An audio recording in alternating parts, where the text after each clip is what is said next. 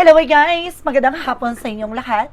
This is your guys, Mama Sagri Channel, a faithful also matarder. So ngayong hapon na ito, tignan natin sabihin sa iyo ng ating mga gabay. So this is special gabay for the month of July 11 hanggang July 17 for the sign of Sagittarius. So sagi, welcome to my channel.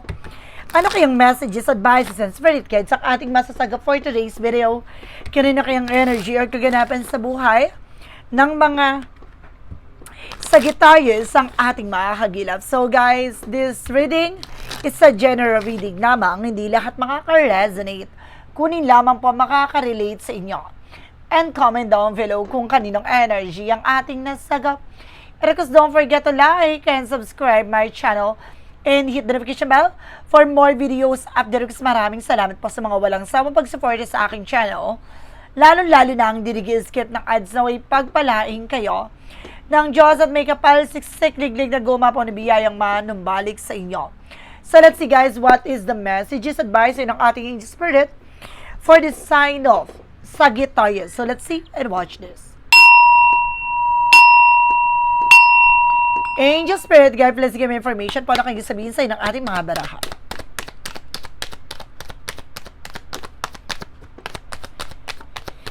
And of course, guys, there's something that's two pentacle with a balance. So, kailangan mo maging balance physically, mentally, emotionally. So, kailangan timbangin mo yung mga bagay na makakatulong sa'yo.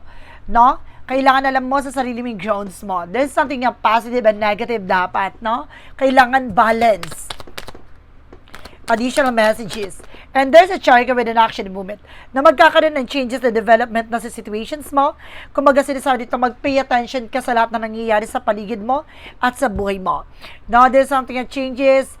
It occurs, it occurs something moving forward. Makaka-move on ka na. Makakawala at makakalaya ka na sa hindi magandang situations. And this is something that Emperor, maging mature at maging grounded ka. Magkaroon ng respeto sa lahat ng bagay na gagawin mo or pagdesisyonan mo, no? And the Five of Pentacles, some of you guys nakakaranas ka ng financial crisis or financial difficulties. Kaya kailangan maging balanse, maging mature ka how to spend your money, no? And because there's something guys with the Knight of Swords, there's a success driven na may mga bagay na unti-unti na magsasucess sa'yo, magsasucceed. So, bibilis ang takbo ng situations, no? What is the Two of Pentacles? Represent, guys, with the Hangman. You're feeling stuck, no? You're feeling exhausted. Kaya kailangan maging balanse ka. Baguhin mo na yung pananaw or perspective mo sa nagpapagulo ng utak at isipan mo. And of course, there's a Six of Cups. There's a past person coming back. Oh my God. No? Kaya pala lutang ka, balisa ka, dahil mayroong tao dito na hindi pa nakaka-move on. No? Maaaring, may nasasense ako dito, you're feeling stuck, or maaaring ikaw itong hindi pa nakaka-move on. No? What is the additional messages? And there's a Page of Pentacles. Invest wisely. Ngayon, mas maging matalino ka na pag-invest ng time, effort, ng money. No? Hindi ka na rin makakalaya sa hindi magandang nangyari sa'yo. And there's a Seven of Cups. No?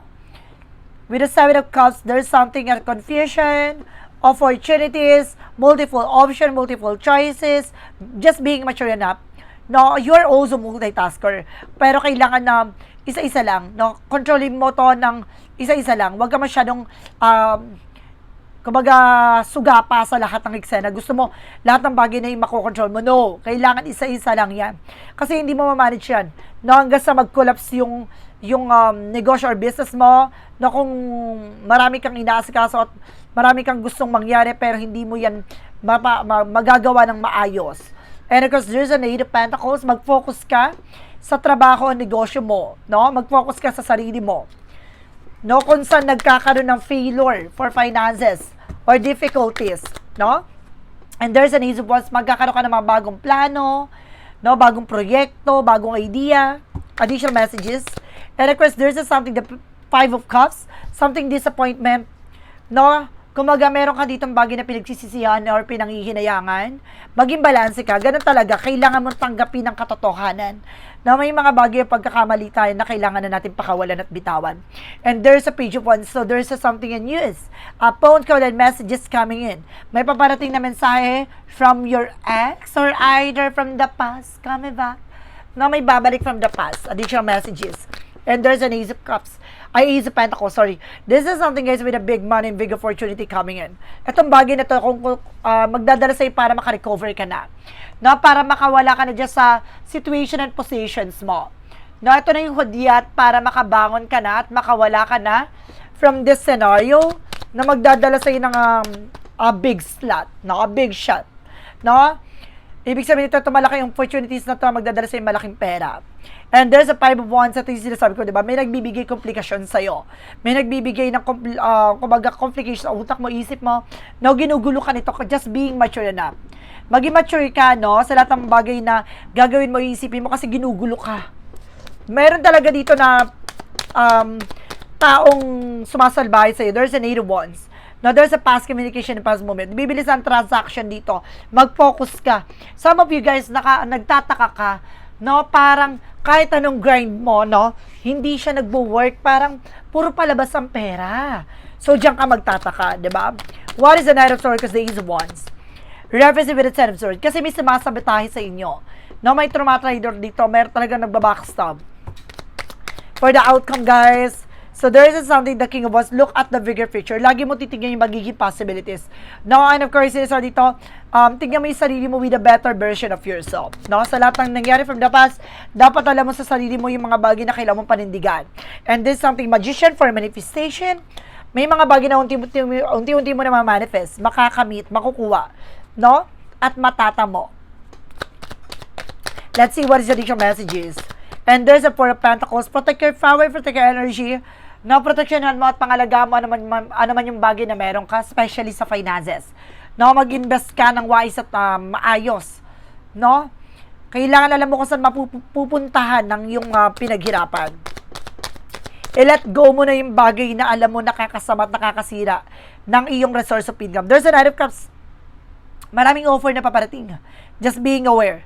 No? Mayroong dyan na maaaring magbigay komplikasyon sa'yo, mag-ingat ka sa lahat ng offer. Hindi lahat ng offer tinatanggap. At hindi lahat ng offer maganda.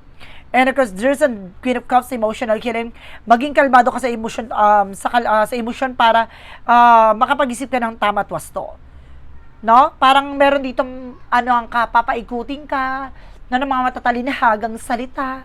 Tapos yung pala ginagangster ka lang. No? Susubukan ka ulit budulin, utuin. And there's a Three of Pentacles na mag-ingat ka sa mga taong nakakasalamuha at nakakasama mo. No, itong bagay na to, itong tao na to, maaaring nakikipag-ugnayan sa'yo, na maaaring lagi mo nakakausap, yung pala taong tumatrader sa'yo, lahat ng plano mo, lahat ng gusto mo gawin siya, sinisharean mo, yung pala siya yung evil eye. No, siya pala yung gitera. No, kaya, kumbaga piliin mo yung mga taong pagkakatiwalaan mo ng lubos. Now, let's see what is the additional messages tayo with the finances and career, love life, at kalusugan. Let's watch this. Okay, let's see. About naman tayo sa finances and career, guys. For finances and career, represent with the Queen of Swords, clear the boundaries. No? Malayo pa lang tanaw na tanaw mo na yung magiging outcome. No, lilinisin mo na yung mga bagay o magsisilbing balakid sa eksena mo at lalakasan mo ng loob mo at magiging matapang ka na. No, alisin mo yung pag-aalinlangan, takot at pangamba. There's a Hermit card, something the answer you need is here. No, sasagutin na lahat ng katanungan mo, especially sa finances, kung bakit puro kamalasan at puro pagbagal nangyayari, puro palabas ang lumalabas ang nangyayari, no, sa pera, pinagtatrabahuan mo, pinaghihirapan mo, no, kumbaga, bakit puro suliranin ang nangyayari sa buhay mo. And there's a Ten of Cups. At the end of the time, magiging masaya at magiging maligaya ka. And there's a White Namen.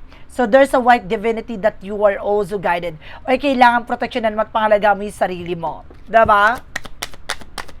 Let's see. And of course, there's something, the King of Cups. Meron ditong ancestry guides na gumagabay sa'yo. Na I think mahal mo to sa buhay, tatay mo or lolo mo, na maaaring pumuprotekta sa'yo. Pagdating sa love life, so there's a Six of Pentacles, magiging balanse na ang iyong relasyon. Magkakaroon ng respect at discipline. And there's a Tower moment for major changes. Some of you guys, no, meron ditong relasyon na maaaring masira, maaaring gumuho, pero may mabubuo ulit. No, may balibagong darating.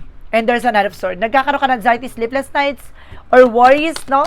Some of you guys, no, meron ako na-sense dito, kanina pa to nakikita ko doon na unang chapter pa lang, gayuma. No, may gumagayuma sa inyong person mo, or either meron ditong gumayuma sa'yo or sa person mo, no? And there's the moon card with the truth reveal, ilalantad lahat ng katotohanan dito. Pero malaking factor dito, mayroong involved na gayuma. There's a hermit card there.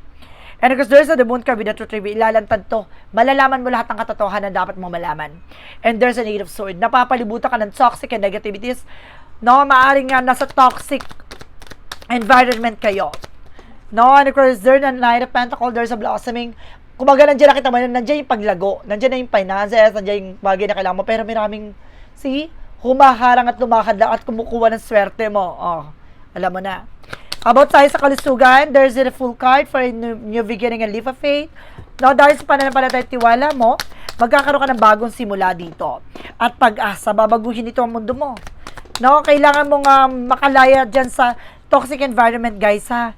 And there's something that's Ten of Pentacles. Magkakaroon ka na pang matagalan, no, na kaayusan pagdating sa kalusugan. At kailangan maging secure ka sa sarili mo, sa mga kinakain mo. No, wag kang kakain na galing sa ibang tao, ganyan, nabigay, no, even sa inumin, no, baka gayumahin. And there's a temperament, maging kalmado ka. No, there's a Three of Wands na waiting for ship. Kung may hinihintay ka resulta, documents, there's a possible na makuha mo na. May hinihintay ka resulta, makukuha mo na. And of course, there's a power of the deck with the Three of Swords. Something meron talaga nagbabackstab at sabotage sa'yo. No, or may aaring naiinggit sa'yo. So let's see what is the magical fire messages, advices, and of course, pick a card, yes or no. Kung bago ka sa channel ko, guys, ang pick a card, yes or no, pwede ka magtanong. Isa lang ang magiging sagot dyan within 1, 2, or 3. No? And of course, kung nakapag-isip ka na, anong napili mo sa number na yan, comment down below. Malalaman mo ang sagot niyan sa dulo ng reading na to. So let's see and watch this. Okay, with the magical fire messages represent what? Alamin na natin yung mga advices sa'yo ng ating angel spirit. With the magical fire messages, represent what? Assertiveness, no? Stand up of your beliefs and only say yes if you want to. No? Kailangan alam mo sa sarili mo yung grounds mo. Hindi ka dapat dumidepende, hindi ka dapat magsusunod-sunuran sa mga tao sa paligid mo. Alam mo dapat sa sarili mo yung paninindigan mo. And there's a patient place sa kailangan mo habaan ng pasensya mo at maging kalmado, wag kang pala desisyon. And whom do you need to forgive? Ano yung mga bagay na kailangan mo na ipagpatawad at pakawalan? Yung ngit-ngit, galit, kasi yun yung mga bagay na magbibigay blockages sa'yo. Harang sa pag-unlad mo. No, kailangan mo i-let go yung mga bagay na nagbibigay negatibo sa landasin mo. What is the yin and yang oracle card? Represent with a party. So there's something third party, ha? May third wheel talaga dito. No? And because there's something nurture, kumbaga pagdating dito, compassion ka naman sa love, talaga pinapakita mong mahal mo, or maaaring gusto mo yung ginagawa, maganyan. And there's a fecality, sinasabi ko, no, may nagbabalat kayo at impostor, no, pinapaniwala ka dito sa matatalinhagang salita. Or meron ditong, kumbaga, impostor, maaaring, kumbaga, sinasakyan ka sa iyong mga kilos at gawa. Diba? Yung pala, ginagamit ka, o inuuto ka, no? Kumukuha na impormasyon sa'yo, ganon. And there's something silent. So, kailangan mo maging tahimik, no, sa mga plano at gagawin mo. There's a block, no? Meron talagang blockages. May nagbigay ng sumpa o kamalasan sa'yo na nagbibigay blockages. Nagbibigay harang. No? There's something ready. Maganda ka na. No? Or meron ditong mga bagay na nakapag-create ng blockages.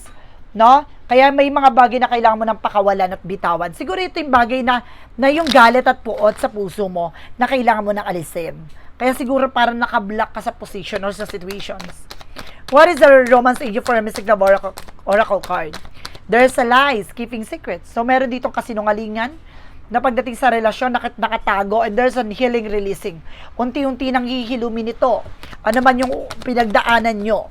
And there's a make changes with a compromise. Meron talagang pinangako na unti-unti na mababago. So let's see what is an angel's number, represent what? What is an angel's number, represent what? And there's a 222 with the feminine forces. No? You can do everything by yourself, but life is to be shared. Partner up with the right spirit and you become a force honor. And of course, commitment and people around you don't judge and listen. So, kailangan mo makinig din, no? With your person. No? Kailangan balance kayong dalawa. no, sa iyong mga nararamdaman, sa inyong mga bagay na gustong gawin, kailangan nyo maging kalmado sa isa't isa. No, kailangan nyo cooperation and unity. What is the Money Move Oracle deck? And there's something public face. It's okay to be yourself. No, follow your heart, become who you want to be, and earn reputation. Kailangan, kumbaga, buuin mo tong reputasyon na to, na wag mo sirain, no, ang iyong sarili para lang sa iba, 'di ba? What lies beneath with the hidden future? What lies beneath with the hidden future represent setting the record straight. No, kailangan on point, kailangan direct to the point ka, no? And there's an envy, maraming inggitera, na maraming may inggit sa inyo, may inggit sa iyo, no? Kaya kailangan mag-ingat ka. And there's a clarifying for a love situation. Kailangan mo direktahin tong taong plastic, ha? Kailangan mo direktahin siya. No, kasi nagbabalat kayo siya at marami siya kasinungalingan na sinasabi behind your back. And there's a moonlight unity. Use and understand it to have greater emotional balance. So, kailangan mong intindihin, no, yung partner mo at kailangan na maging balance ang iyong emosyon. No, wag kayong padadala ng iyong tension, ng galit, no, at hindi pagkakaunawaan, kailangan nyo maging balance. And this is something a shadow work, represent what? From the shadow work, represent what? Self-sabotage. No, nagkakaroon ng self-sabotage not because of your action. No? Overcoming resilience. So, kailangan mo magtiyaga. No, kailangan mo magpatuloy sa iyong ginagawa. Procrastinations, negative self-talk, and fear of failure, and undermine your success. No, some of you guys, no, meron ka mga masasama or negatibong sinasabi na maaari nagdadala sa ng takot at pangamba, na kaya ka nabibigo dahil kumbaga nahihirapan kang kumbaga i-push yung sarili mo. No, kaya kailangan magtiyaga ka sa ginagawa mo, kailangan mo i-overcome lahat ng bagay pangyayari sa buhay mo, alisin mo tong takot at pangamba mo at magtatagumpay ka. Na alisin mo yung negativities, alisin mo yung nagbibigay toxic sa'yo, kailangan matuto tayong pakawalan ano man yung bagay ng negative na nangyari sa buhay natin, no? What is a clarifying for a life situation? A clarifying for a life situation, release and renew. See? Kailangan nyo ng pakawalan. Yung nasa buhay mo, sa situations mo, may mga bagay na kailangan natin let go. No? At kailangan natin makapagsimulang muli. Embrace the flow of letting go to overcome renewal, allowing a new energy to shape your path. No? Pabaguhin ito ang iyong journey, ang iyong tatahaking landasin kung matututo tayong pakawalan ano man negativities, ano man yung bagay na nangyari from the past, no? Kailangan na natin na makapagsimulang muli at tanggapin ang katotohanan na may mga kabiguan at pagkakamali na tayong nagawa sa ating nangyari sa nakaraan. So let's see what is a part of the light. Represent what?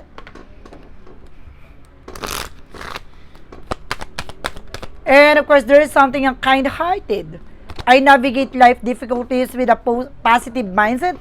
By consciously showing kindness, I spread warmth and understanding to those around me, creating a ripple of compassion. Diba talaga may pagmamahal at pag-alaga, no? Hindi lang sa'yo, kundi sa ibang, sa taong mahal mo. No? Kailangan na namang dagok na pinagdaanan nyo, kailangan matuto tayong abutin mo ang kamay niya nang sa ganon, pares nyong makamta ng tagumpay na magkasama. Diba? Ganon dapat, marunong dapat tayo tumanggap ng mga pagkabigo, pagkakamali, pero kailangan na handa tayo dun sa bagay na yun at matuto tayo sa mga pinagdaanan natin na yun. So let's see what is the yes or no pick a card. So let's watch this. Okay, with a yes or no pick a card. With a yes or no pick a card, let's start with the number 1. There is a no. Cold shoulder, frozen, put into ice for a while. For a moment, guys, no, kailangan mo munang kumalma, no? Huwag kang magmadali, huwag mong madaliin yung sitwasyon. Kailangan mong hintayin yung tamang pagkakataon, no?